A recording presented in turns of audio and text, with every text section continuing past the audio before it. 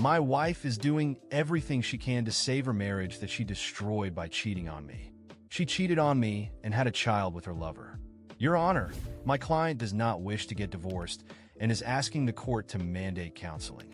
She believes the marriage is strong enough to overcome this issue with a little help. That was her lawyer speaking, her being Julie, my soon-to-be ex-wife. If I had any say in it, my lawyer stood up. Your Honor, a year-long affair with multiple men resulting in the birth of a child is hardly just an issue, especially when DNA tests confirm the child is not my client's. We see no point in prolonging this farce of a marriage. Any further counseling won't change anything. It is precisely because of the child that I am inclined to order counseling. The judge responded, a child needs a stable home to grow up in. If you think I'm going to raise that cheating woman's child, I interrupted loudly. My lawyer cringed as the judge slammed his gavel. One more word, and I will hold you in contempt of court. He shouted at me. I am ordering 1 month of counseling with 2 sessions per week. You will attend Mr. Stedman or face consequences. He glared at me briefly, then hit the gavel again. That's all. Julie, my soon-to-be ex-wife, had a smug look on her face as I walked into the counselor's office. I'm Dr. Sullivan, but you can call me Gerald. May I call you Brian?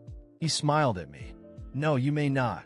You will address me as Mr. Stedman, I replied. Brian, there's no need. Julie began. And you don't speak to me at all. I snapped at her. I think we need to calm down.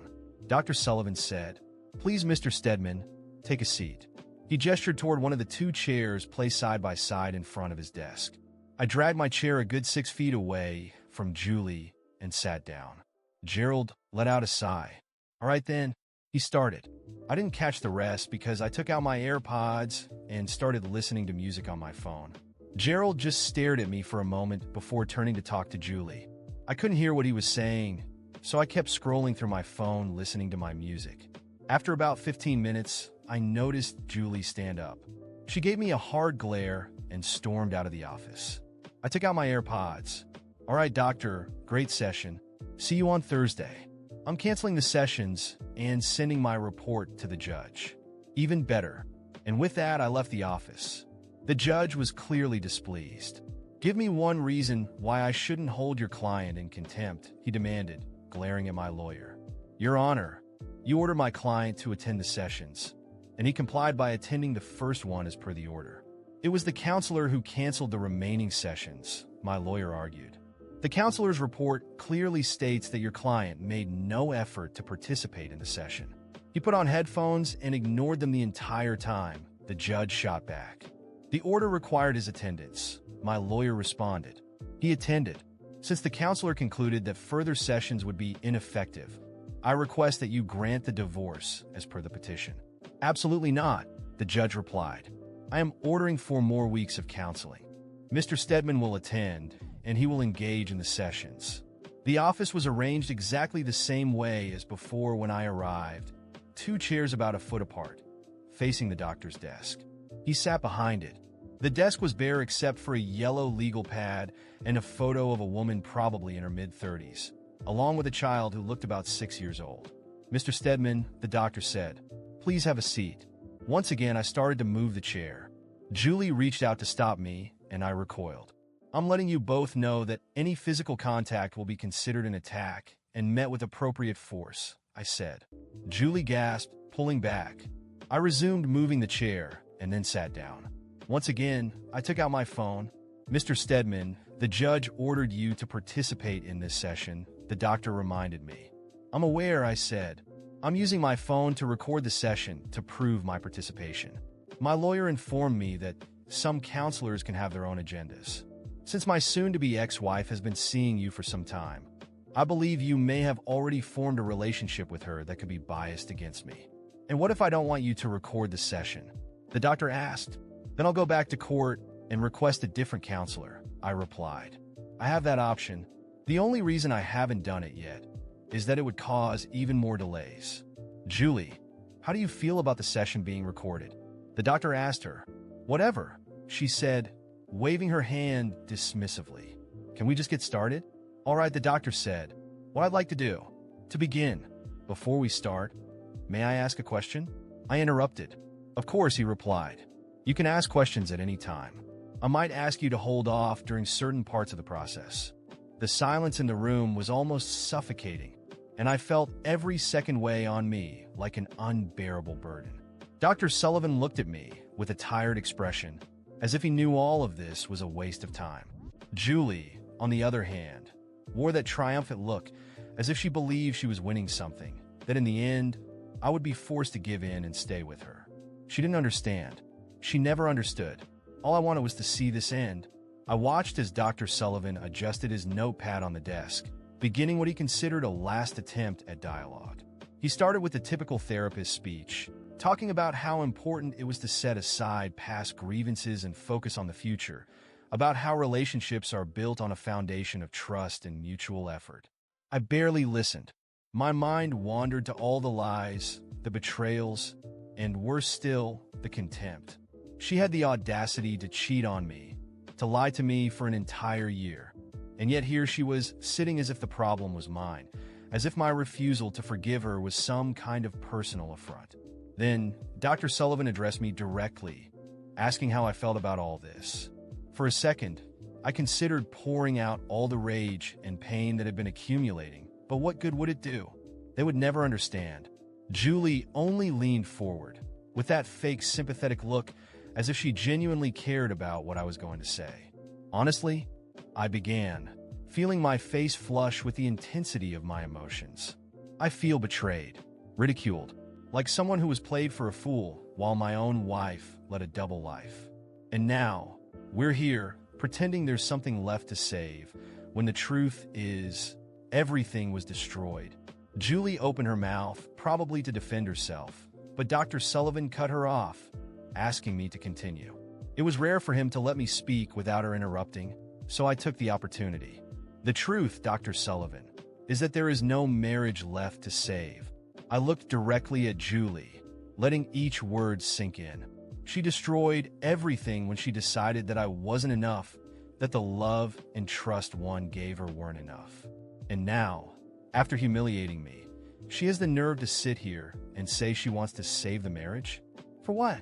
So I can live beside her, reminded every day of the child she had with another man? The tension in the room intensified, and Dr. Sullivan tried to smooth things over. He began talking about forgiveness and how, sometimes, it takes an act of true love to rebuild a relationship. That was enough to make me laugh. True love? Did she even know what that meant? With all due respect, doctor, I interrupted. True love is what I had for this woman. It's what kept me faithful to her, what made me overlook every little flaw and devote myself to our marriage. But this is betrayal. It's an offense to what a marriage should be. Julie began crying, her low sobs filling the room. But I felt no compassion. She could shed as many tears as she wanted, but nothing would erase what she had done.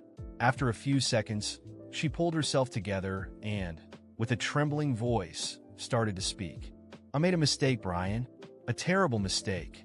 But that doesn't erase everything we've been through together, the life we built. We have a history, a life worth fighting for. The cynicism in her words almost made me get up and leave the room. Worth fighting for? Did she really believe that? I took a deep breath, trying to control the urge to yell. When I finally managed to speak, my voice came out cold and distant. You had an entire year to think about that, Julie. And still, every time you lied to me, every time you met with him, you chose to continue. It was a choice, not a mistake. And now, you want me to forget, to pretend it didn't happen? Sorry, but the love I had for you died the moment I learned the truth. Dr. Sullivan tried, unsuccessfully, to calm things down. He insisted that we should focus on a solution to the situation, something that would allow us to move forward without resentment. But how could I let go of resentment when the person who should have been my partner was the first to stab me in the back? Finally, he suggested we take a moment in silence to reflect. Julie started crying harder, and I ignored her. I knew those tears were just well-rehearsed theater. After a few minutes, Dr. Sullivan ended the session and asked us to return next week, more willing to resolve things. We left the room in silence, but before I could leave the building, Julie called out to me. Brian, please. I know you hate me now, but I swear I can make this right. Just give me a chance. I looked at her and saw, maybe for the first time, someone completely different from the woman I had loved. Someone who only now, after losing everything, seemed to realize the value of what we had. And all I could feel was an overwhelming indifference. It's not hate, Julie, I said calmly. I just don't care anymore. She pulled back, and I walked out, feeling an odd sense of freedom. For months, I'd been trapped in this nightmare of a marriage, but finally, it felt like I was ready to move on. That night, I lay in bed in the small apartment I rented after leaving our home, feeling the emptiness around me like a heavy presence. And at the same time, there was a bitter sense of purpose.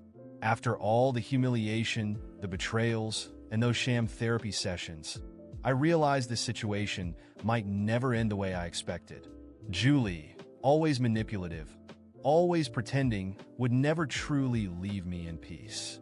She'd fight to the bitter end to keep up the appearance of a remorseful, devoted wife. She wanted this marriage, but not out of love, only for the convenience it offered her. And that realization burned inside me like an unquenchable flame. I didn't want to step into another courtroom, didn't want to hear another judge talk about reconciliation, about giving the child a stable home. That child wasn't my responsibility. My own lawyer had already warned me. Julie was prepared to turn our separation into a legal battleground, accusing me of abandoning the family. She'd use every trick she could, and it made me realize she didn't want resolution. She only wanted control. But if she thought she could keep manipulating me, she was dead wrong. The first thing I did was dig into everything I could find about Julie. I knew she had secrets, probably more dirt than I imagined. I started searching where I'd never dared before. Her social media, her emails, old messages where she might have let something slip. I hired a private investigator, willing to spend whatever it took to uncover anything she might be hiding. And as I suspected, it didn't take long for something to show up. The investigator returned with photos, messages, and bank records showing that Julie was involved with more than just her official lover. She had a network of encounters and was spending massive amounts of money on gifts and trips for these men. I discovered she had opened a joint account with one of them, transferring a significant chunk of our savings, probably thinking I'd never find out. Armed with all this, I went to my lawyer. He was surprised by what I had, but also cautious, reminding me that the court could dismiss infidelity as irrelevant, or even prevent me from using this evidence, claiming it was an invasion of privacy. But I wasn't concerned. This wasn't just a game to me.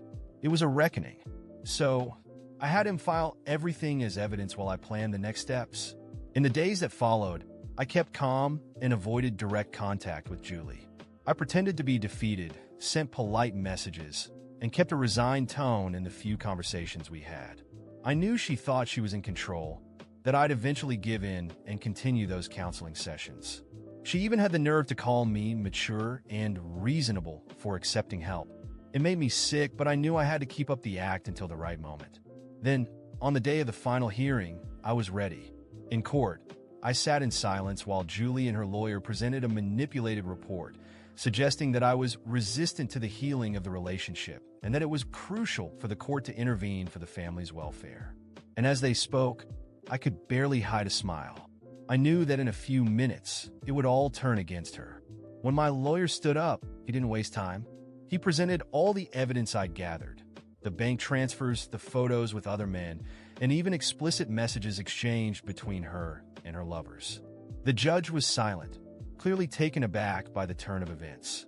Julie, beside me, went pale, her eyes widening, and her lawyer frantically searched for some defense. But there was no excuse. The repentant wife act crumbled with each piece of evidence presented.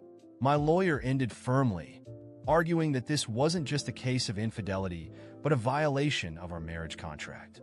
Julie had diverted money and used marital assets to finance a double life. The judge finally spoke, saying there was no basis for reconciliation. He ordered our divorce to be finalized immediately, and that Julie had to repay the money taken from our account. Additionally, she was legally barred from seeking any further financial benefit from me in the future. Julie stared at me in despair, maybe hoping I'd have some shred of mercy. But all I felt was a cold satisfaction, a sense of justice served. I stood up and walked out of the courtroom, head held high, leaving her behind, alone and desperate. She was finally reaping the consequences of her choices. In the months that followed, my life started to fall back into place. I recovered most of the money and finalized the process to secure a complete separation, leaving no room for Julie to contest anything. Meanwhile, I heard she'd been evicted from her apartment, with no means to cover her expenses without access to our shared assets. As for her lovers, they all vanished once they realized she had nothing left to offer. Eventually, I heard through the grapevine that Julie was living with distant relatives, facing serious financial troubles. She tried reaching out a few times, sending long, pleading messages saying she regretted everything and that we could still start over. I just blocked each attempt, not wasting another second on her. There was no anger, no resentment left, just the certainty that this was the deserved end. And finally, I was free. Free from the pain, from the humiliation. Free to rebuild my life and leave the past where it belonged.